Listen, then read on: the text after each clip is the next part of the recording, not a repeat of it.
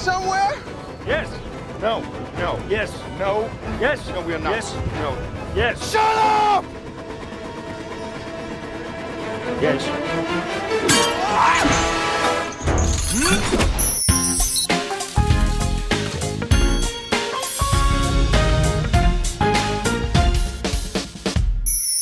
All right, movie lovers, over 80 years after The Lone Ranger made his television debut, it is back on the silver screen and in a big way with a Jerry Bruckheimer production starring Johnny Depp and Armie Hammer. The Lone Ranger is back. Y'all gonna love these interviews. Check it out right now on BlackTree TV.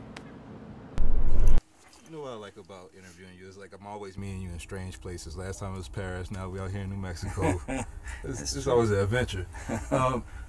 I know you've been shooting Transcendence out here in New Mexico and this. Like, how do you feel about this whole New Mexico, Santa Fe area? I love it, man. I mean, we shot Lone Ranger for 6 months, you know, or around there, 6 months out here. And it's just, you know, it's an incredibly kind of vast and fascinating sort of area, landscape. There's a whole lot going on out there. Yeah. Now, you seem to have the same team working with you on a lot of pictures, you know, from Rango to the Pirates. Yeah.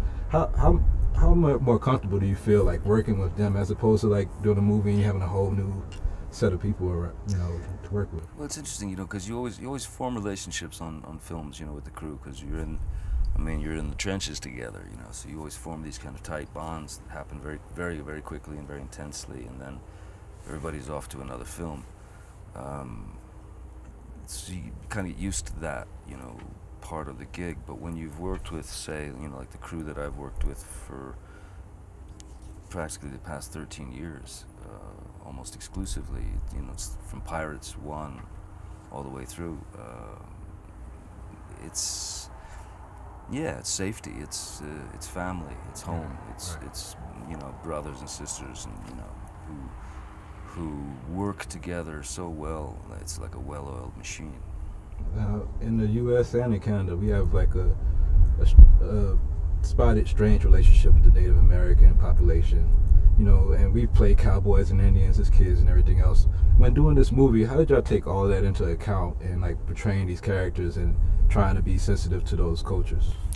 Well, that was the first thing, you know, that was the most important for me and for Gore and Jerry and Justin, the writer, when we sat down in our think tank, you know, it was, yes, we have a film to make, yes, we have entertainment, you know, to provide, but within the context of the Native Americans and their culture and the way they're portrayed, that takes precedence over everything. Right. Because it was most important to be able to, at least for me, to be able to give my salute, to salute them and say thank you for all that they've had to deal with, you know, all that's been stripped away and taken away from them. Yet they're still out there, they're still fighting, they're still there, you know.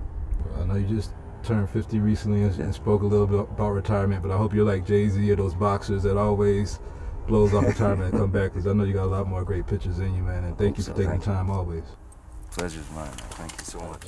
Good to see